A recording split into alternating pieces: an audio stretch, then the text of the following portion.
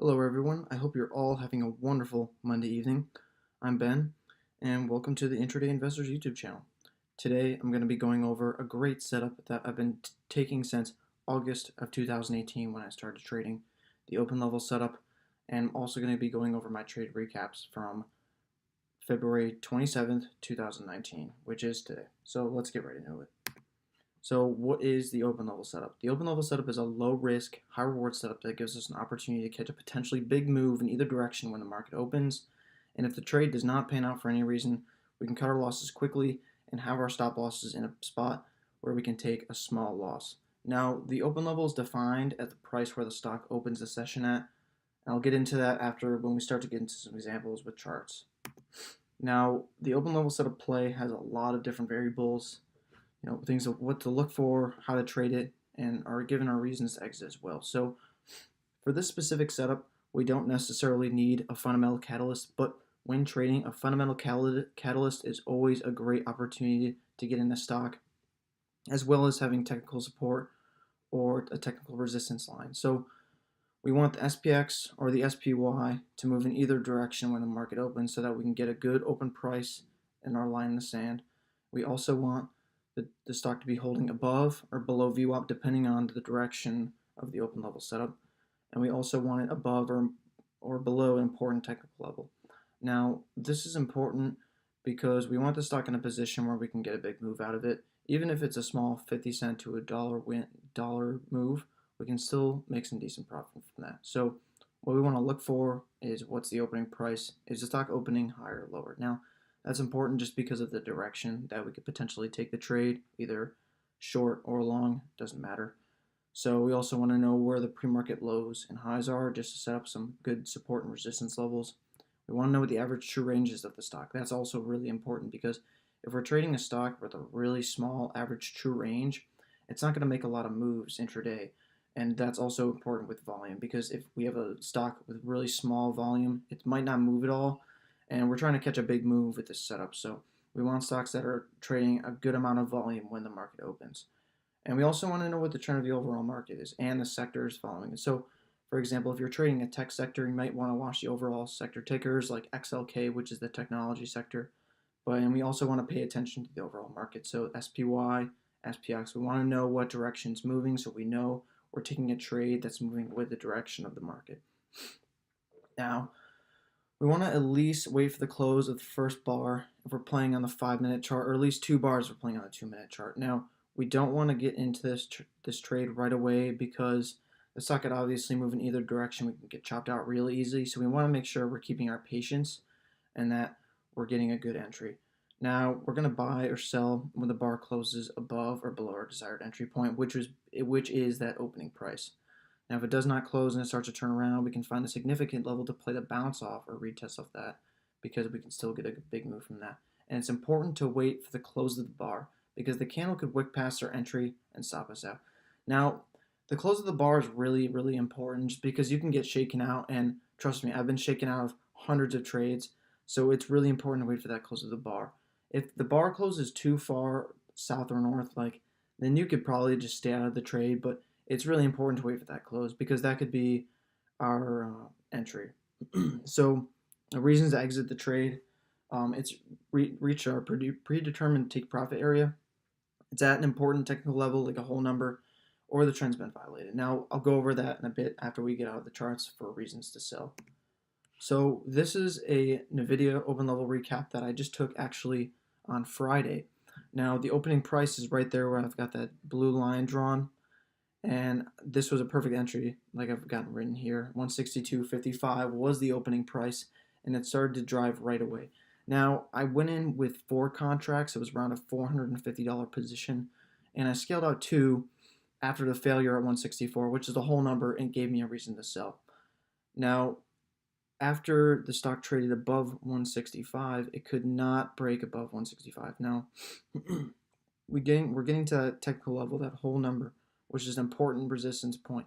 And as you can see, it's failed twice to 3 times at that level. So as soon as it starts to drop, that's a reason for me to sell, and I exit my position. Now, this is 100% return, so it was a really good trade, and I'm happy I took it. Now, let's get into some more reasons to sell. So, reason to sell is just given a reason to get out of our position, exit our position, either when we're long or short, it doesn't matter. So the stock hits our price target, the intraday uptrend or downtrend is broken. Now that's really important because we want to be able to watch the stock just to make sure that if we're in a big trade like this and we're holding, we want to make sure the trend is still going.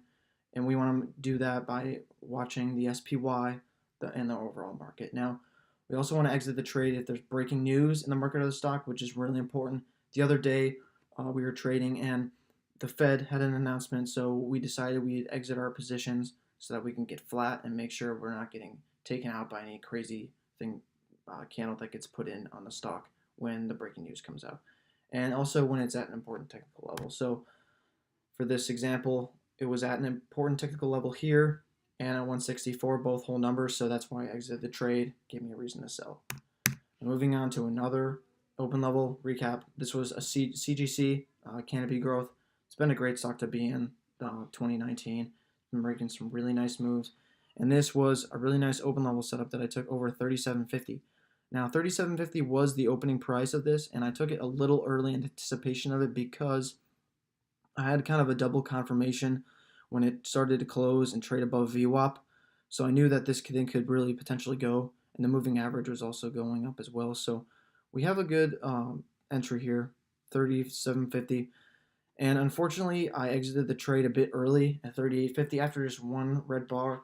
Now, that was not a reason to sell, so I did exit this trade a little prematurely, but it was still a good setup. We executed well on it, and this is exactly what we're looking for when we want to take the open level setup. Now, just moving on to my recaps I took today from February 27th. So today I played Roku and NVDA, both losers, unfortunately, but we can improve every day from our trading. So that's what's important, that we do recaps and we do reviews so we know what we're messing up on and we know we can improve on them each day.